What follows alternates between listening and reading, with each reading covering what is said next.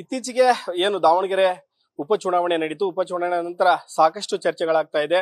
ಅದರಲ್ಲೂ ಕೂಡ ಕಾಂಗ್ರೆಸ್ ಪಾಳ್ಯದಲ್ಲಿ ಹಲವಾರು ಅಂದ್ರೆ ಇಬ್ಬರು ವ್ಯಕ್ತಿಗಳನ್ನ ಅಮಾನತು ಕೂಡ ಮಾಡಲಾಯಿತು. ಈ ಸಂಬಂಧ ರಿಸಲ್ಟ್ ಏನಾಗುತ್ತೋ ಏನೋ ಅನ್ನೋ ಒಂದು ಆತಂಕ ಕೂಡ ಕಾಂಗ್ರೆಸ್ ಕಾರ್ಯಕರ್ತರಲ್ಲಿದೆ. ಸ್ವಂತ ಮಗನ ಚುನಾವಣೆಯನ್ನ ಸಾಕಷ್ಟು ಓಡಾಡಿ ಮಾಡಿದಂತ MP ಆದಂತ ಪ್ರಭಾ ಮಲ್ಲಿಕಾರ್ಜುನ್ ಮೇಡಮ್ ನಮ್ ಜೊತೆಗಿದ್ದಾರೆ. ಅವ್ರನ್ನೇ ಮಾತಾಡ್ಸ್ಕೊಂಡು ಏನ್ ಹೇಳ್ತಾರಂತ. ಮೇಡಮ್, ಚುನಾವಣೆಯನ್ನ ಸಾಕಷ್ಟು ಕಾನ್ಫಿಡೆಂಟ್ ಆಗಿ ಹಲವಾರು ತಂತ್ರಗಳನ್ನ ಬಳಸಿ ಮಾಡಿದ್ರಿ. ಆದ್ರೂ ಒಂದು ಆತಂಕ, ಏನಾಗುತ್ತೋ ಏನೋ ರಿಸಲ್ಟ್ ಫಲಿತಾಂಶ ಎಲ್ಲಿ ಹಿನ್ನಡೆ ಆಗುತ್ತೆ ಅನ್ನೋ ಒಂದು ಆತಂಕ ಇದೆ. ಅದರಲ್ಲೂ ಕೂಡ ಬೆಳವಣಿಗೆ ಪಕ್ಷದಲ್ಲಿ ಆಗ್ತಿರೋದ್ರಿಂದ ಆ ರೀತಿ ಅನುಮಾನ ಮೂಡ್ತಾ ಇದೆ. ಈ ಬಗ್ಗೆ ಹೇಳೋದಾದ್ರೆ ಏನ್ ಹೇಳ್ತೀವಿ? ಈಗ ನಾನು ಯಾವಾಗ್ಲೂ ಐ ಥಿಂಕ್ ಲಾಸ್ಟ್ ಟೈಮ್ ಚುನಾವಣೆ ಆದಾಗೂ ಅದೇ ಅಂದೆ, ಚುನಾವಣೆ ಬಹಳ ಚೆನ್ನಾಗಿದೆ. ನಮ್ಮ ಕಾರ್ಯಕರ್ತರು ಆಮೇಲೆ ಜೊತೆಗೆ KPCC AIC ಇಂದ ಎಲ್ಲ ವರಿಷ್ಠರು ಬಂದು ಒಟ್ಟಾರೆ ಬೈ ಎಲೆಕ್ಷನ್ ಒಂದು ಹೊಸ ರೀತಿಯ ಅನುಭವ ಆಯಿತು. ನಮ್ಮ ಕಾರ್ಯಕರ್ತರು ಕೂಡ ವ್ಯವಸ್ಥಿತವಾಗಿ ಚುನಾವಣೆಯ ಪ್ರಚಾರ ಆಮೇಲೆ ಎಲ್ಲಾ ಹಂತದಲ್ಲೂ ಕೂಡ ಒಳ್ಳೆ ರೀತಿಯ ರೆಸ್ಪಾನ್ಸ್ ಸಿಕ್ಕಿದೆ. ಗ್ಯಾರಂಟಿ ಯೋಜನೆಗಳನ್ನ ಕೂಡ ಜನರಿಗೆ ಮತ್ತೆ ನೆನಪಿಸ್ದಂಗೆ ಆಗಿದೆ. ಸೊ ಆದ್ರಿಂದ ರಿಸಲ್ಟ್ ನಾವು ಬಹಳನೇ ಆಪ್ಟಿಮಿಸ್ಟಿಕ್ ಆಗಿದ್ದೀವಿ. ಒಳ್ಳೆ ಬಹುಮತದಿಂದ ಗೆಲ್ತೀವಿ ಅಂತ ಸಂಪೂರ್ಣ ವಿಶ್ವಾಸ ಇದೆ. ಈಗ ನೀವು ಕೇಳ್ತಾ ಇರೋದೇನು, ಪಕ್ಷದಲ್ಲಿ ಆಗ್ತಾ ಇರುವಂತಹ ಒಂದು ಉಚ್ಚಾಟನೆ ಬಗ್ಗೆ ಕೇಳ್ತಾ ಇದ್ದೀರಾ. ಸೊ ಇದು ಬಹಳ ದಿನದಿಂದ KPCC ಮಟ್ಟದಲ್ಲಿ AICC ಮಟ್ಟದಲ್ಲಿ ಗೊತ್ತಿದೆ. ನಮ್ಮ MP ಚುನಾವಣೆಯಲ್ಲಿ ಆಗಿರೋದು, ನಂತರ MLA ಚುನಾವಣೆಯಲ್ಲಿ ಯಾವ ರೀತಿ ಎಲ್ಲರೂ ಇನ್ವಾಲ್ವ್ ಆಗಿದ್ರು ಸ್ಥಳೀಯವಾಗಿ ಅಂತ. ಸೊ ಇದನ್ನೆಲ್ಲ ನೋಡಿಕೊಂಡು KPCC ಅವರು ಇಲ್ಲೇ ಬಂದಿದ್ರು. ಅಂದ್ರೆ ಎಲ್ಲರೂ ಇಲ್ಲೇ ಬಂದು ನೋಡಿದ್ದಾರೆ ಯಾವ ರೀತಿ ನಡೀತಾ ಇತ್ತು ಇಲ್ಲಿ. ರೈಟ್ ಫ್ರಮ್ ಕ್ಯಾನ್ವಸಿಂಗ್ ಆಯ್ತು, ಇನ್ವಾಲ್ವ್ಮೆಂಟ್ ಆಯ್ತು. ಸೊ ಆಮೇಲೆ ಸೋಷಿಯಲ್ ಮೀಡಿಯಾದಲ್ಲಿ ನಡೀತಾ ಇರುವಂತಹ ಚರ್ಚೆಗಳು, ಇದನ್ನೆಲ್ಲದನ್ನ ನೋಡ್ಬಿಟ್ಟು KPCC ಇಂದ AICC ಇಂದ ರಿಪೋರ್ಟ್ ಸಬ್ಮಿಟ್ ಆಗಿ ವರಿಷ್ಠರು ತೀರ್ಮಾನ ತಗೊಂಡು ಉಚ್ಚಾಟನೆ ಮಾಡಿದ್ದಾರೆ. ಮೇಡಮ್, ಇನ್ನೊಂದು ಮಹತ್ವದ ವಿಚಾರ ಅಂತಂದ್ರೆ ಕಾಂಗ್ರೆಸ್ನ ಆಂತರಿಕ ಏನು ಸರ್ವೆಯಲ್ಲಿ ಕಾಂಗ್ರೆಸ್ಗೆ ಸೋಲಾಗುತ್ತೆ ಅನ್ನೋ ಒಂದು ಮಾಹಿತಿ ಬಂದಿದೆ ಅನ್ನೋ ಒಂದು ಆ ವಿಚಾರನೂ ಚರ್ಚೆ ಆಗ್ತಾ ಇದೆ. ಅದಕ್ಕೆ ಸ್ಪಷ್ಟನೆ ಕೊಡ್ತಾರೆ. ಆ ರೀತಿ ಏನೂ ಇಲ್ಲ. ನಮಗೆ ಸಂಪೂರ್ಣ ವಿಶ್ವಾಸ ಇದೆ. ಗ್ರಾಮೀಣ ಭಾಗದಲ್ಲಿ ವೋಟಿಂಗ್ ಪರ್ಸೆಂಟೇಜ್ ಬಹಳ ಚೆನ್ನಾಗಿದೆ. ಎಲ್ಲರೂ ಕೂಡ ಅಪ್ಪಾಜಿಯವ್ರು ಮಾಡಿರುವಂತಹ ಡೆವಲಪ್ಮೆಂಟ್ ವರ್ಕ್ ಈಗ ನಾನು ಡೆಲ್ಲಿ ಮಟ್ಟದಲ್ಲೂ ಕೂಡ ಚರ್ಚೆ ಆಗ್ತಾ ಇದೆ.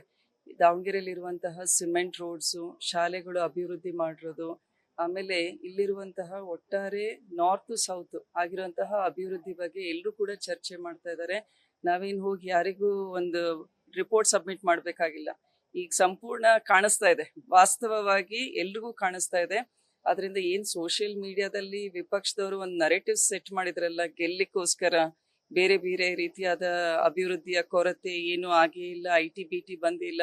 IT-BT ಎಷ್ಟು ವರ್ಷದಿಂದ ಪ್ರಯತ್ನ ಮಾಡ್ತಾ ಇದ್ದೀವಿ. ಅದು ಕಷ್ಟದ ಕೆಲಸ, ಆದರೂ ಪ್ರಾಮಾಣಿಕತೆ ಇರಬೇಕು ಅದರಲ್ಲಿ. ಸೊ ಸೇಮ್ ವೇ ಈಗ ಇಲ್ಲಿ ಕೂಡ ಸಂಪೂರ್ಣ ವಿಶ್ವಾಸ ಇದೆ. ಒಳ್ಳೆ ವೋಟಿಂಗ್ ಆಗಿದೆ. ಅಪ್ಪಾಜಿಯವರ ಚುನಾವಣೆ ಯಾವ ರೀತಿ ವೋಟಿಂಗ್ ಆಗಿತ್ತು ಅದೇ ರೀತಿ ಸಮರ್ಥವರು ಕೂಡ ಗೆಲ್ತಾರೆ ಅಂತ ವಿಶ್ವಾಸ ಇದೆ. ಮೇಡಮ್, ಈಗ ಕೆಲವೊಂದಿಷ್ಟು ಪಕ್ಷ ವಿರೋಧಿ ಚಟುವಟಿಕೆಗಳಾದವು. ಪಕ್ಷ ವಿರೋಧಿ ಕಾಂಗ್ರೆಸ್ ಮುಖಂಡರೇ ಪಕ್ಷ ವಿರೋಧಿ ಕೆಲಸಗಳನ್ನ ಮಾಡಿದ್ರು, ಬೇರೆಯವ್ರಿಗೆ ಫಂಡಿಂಗ್ ಮಾಡಿದ್ರು. ಸೋಲೋಕೆ ಇದು ಪ್ರಮುಖ ಕಾರಣ. ಅವರು ಮುಸ್ಲಿಂ ಮತಗಳ ವಿಭಜನೆ ನೋಡ್ಕೊಂಡ್ರು ಅನ್ನೋ ತರನೂ ಇದೆ. ಈಗ ಆನೆಸ್ಟ್ ವೋಟರ್ಸ್ ಯಾರು ಇರ್ತಾರಲ್ಲ ಅವರು ಡೈವರ್ಟ್ ಆಗಲ್ಲ.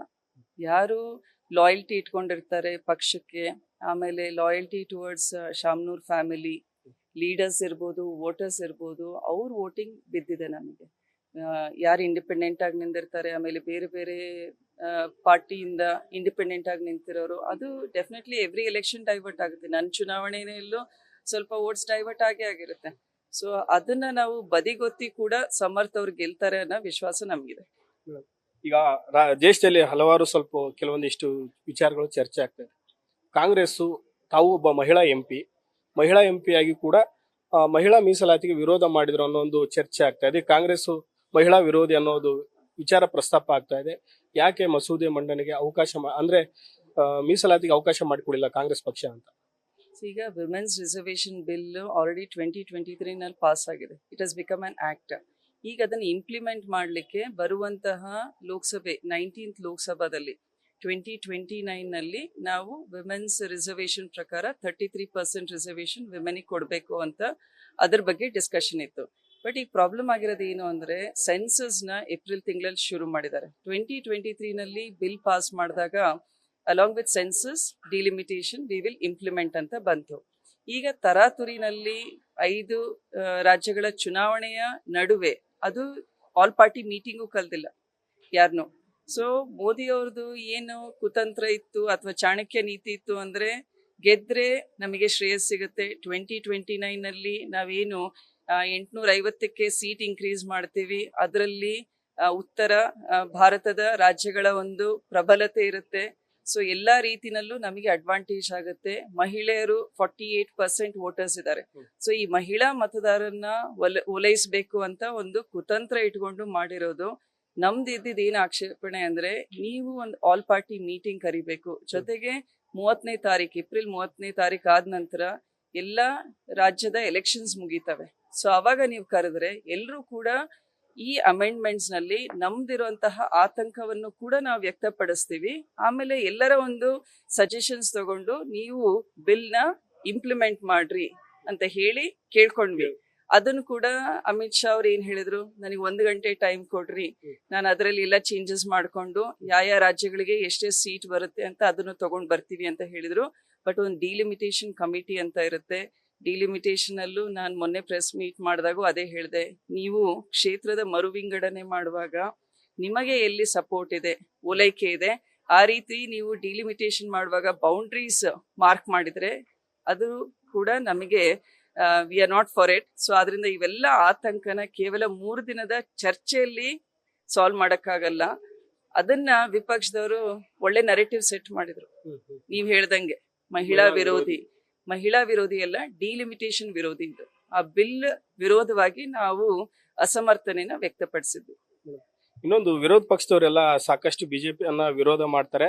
ವಿರೋಧ ಮಾಡಿ ಮತ್ತೆ ಅದೇ ಪಾರ್ಟಿಯನ್ನ ಸೇರ್ತಾ ಇದಾರೆ. ಈ ಉದಾಹರಣೆಗೆ ರಾಘವ್ ಚಡ್ಡಾ ಅವರು ಒಂದು 7 ಸಂಸದರ ಜೊತೆನೆ ಬಿಜೆಪಿ ಸೇರಿದ್ರು. ಇದ್ರ ಬಗ್ಗೆ ಸ್ಪಷ್ಟನೆ ಕೊಡೋದಾದ್ರೆ ತಾವು ವಿರೋಧ ಮಾಡ್ತಾ ಇದ್ರಿ.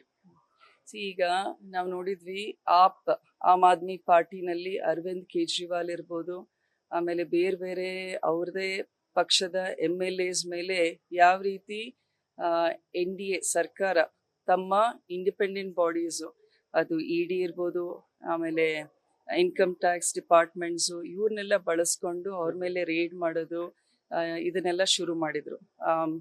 ಅರವಿಂದ್ ಕೇಜ್ರಿವಾಲ್ ಅವರು ಕೂಡ ಜೈಲಿಗೆ ಹೋಗಿ ಬಂದ್ರು, ಹೌದ್ರಾ? ಈಗ ನಡೀತಾ ಇರೋದು ರಾಘವ್ ಚಡ್ಡಾ ಅವ್ರ ಜೊತೆಗೆ ಇನ್ನೊಬ್ರು MLA ಇದ್ದಾರೆ. ಅವ್ರ ಮೇಲೂ ಕೂಡ ಬೇರೆ ಸಂಸ್ಥೆಗಳಿದಾವಂತೆ ಅವ್ರದ್ದು. ಸೊ ಅವ್ರ ಮೇಲೂ ಕೂಡ ರೇಡ್ ಆಗಿದೆ, ED ರೇಡ್ ಆಗಿದೆ. ಸೊ ರೇಡ್ ಆದ ತಕ್ಷಣನೇ ಇವರೆಲ್ಲರನ್ನ ಹೋಗಿ ಪ್ರೆಷರ್ ತರೋದು, ಮೆಂಟಲ್ ಪ್ರೆಷರ್ ತರೋದು, ಫೈನಾನ್ಷಿಯಲ್ ಪ್ರೆಷರ್ ತರೋದು, ಇದನ್ನ ತಗೊಂಡ್ ಬಂದು ಆದ್ಮೇಲೆ ಪಕ್ಷಕ್ಕೆ ಬರ ಮಾಡ್ಕೊಂತಾರೆ. ಆಮೇಲೆ ಎಲ್ಲರನ್ನು ವಾಷಿಂಗ್ ಮೆಷಿನ್ ಅಲ್ಲಿ ಹಾಕ್ತಾರೆ. ಅವರ ಎಲ್ಲ ಡಾಕ್ಯುಮೆಂಟ್ಸ್ ವಾಷಿಂಗ್ ಮೆಷಿನ್ಗೆ ಹಾಕಿ ವೈಟ್ ಅಂಡ್ ಫ್ರೆಶ್ ಆಗ್ಬಿಡ್ತಾರೆ. ಆಮೇಲೆ ಏನು ತನಿಖೆಗಳು ಇರಲ್ಲ, ಏನು ಆರೋಪಗಳಿರಲ್ಲ. ಆಮೇಲೆ ಎಲ್ಲಿ ಬಿಜೆಪಿಗೆ ಸೇರಿದ ತಕ್ಷಣನೇ ಅವರು they become law abiding citizens. Till then they are not law abiding citizens. So ಇದನ್ನ ನಾವೆಲ್ಲರೂ ಪ್ರಜಾಪ್ರಭುತ್ವದಲ್ಲಿ ಇದು ಒಳ್ಳೆಯ ಡೆವಲಪ್ಮೆಂಟ್ ಅಲ್ಲ. ಆಪರೇಷನ್ ಕಮಲ ಅಂತ ನಾವೇನ್ ಹೇಳ್ತಿದೀವಲ್ಲ, 2029 ಎಲೆಕ್ಷನ್ಗೆ ಇದು ಏನ್ ಹೇಳ್ತೀವಿ, it is become like ticking tock ಆದಂಗಾಗಿದೆ, ಟಿಕಿಂಗ್ ಕ್ಲಾಕ್ ಆದಂಗೆ. ಇವತ್ತು ಮಹಿಳಾ ಮೀಸಲಾತಿ ಇದ್ ಮಾಡಿದ್ರು. ಆಮೇಲೆ ಈಗ ಆಮ್ ಆದ್ಮಿ ಪಾರ್ಟಿ MLAs ನ MPs ನ ಶಿಫ್ಟ್ ಮಾಡ್ಕೊಂಡಿದ್ದಾರೆ. ಇನ್ ಬರೋ ದಿನದಲ್ಲಿ ನೋಡ್ತೀರಾ ನೀವು ಇನ್ನೇನೇನ್ ಚಾಣಕ್ಯ ನೀತಿ ಕೆಲಸ ಮಾಡುತ್ತೆ ಅಂತ. Thank you.